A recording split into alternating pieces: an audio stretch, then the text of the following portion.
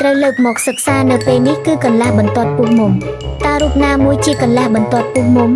តើជារូបមួយនេះមែនទេសិក្សាមេរៀនទី4អំពីកន្លះបន្ទាត់ពុះមុំនិងសំណងមុំនេះតើរូបមួយនេះមែនទេជាកន្លះបន្ទាត់ពុះមុំ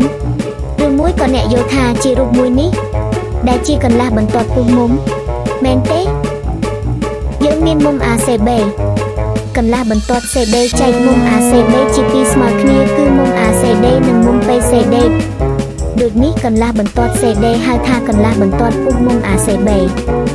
កន្លះបន្ទាត់ពុះមុំគឺជាកន្លះបន្ទាត់ដែលគូសចេញពីកំពូលនៃមុំហើយចែកមុំជាពីរប៉ុនគ្នាកន្លះបន្ទាត់ពុះមុំគឺជាកន្លះបន្ទាត់ដែលគូសចេញពីកំពូលនៃមុំហើយចែកមុំជាពីរប៉ុនគ្នា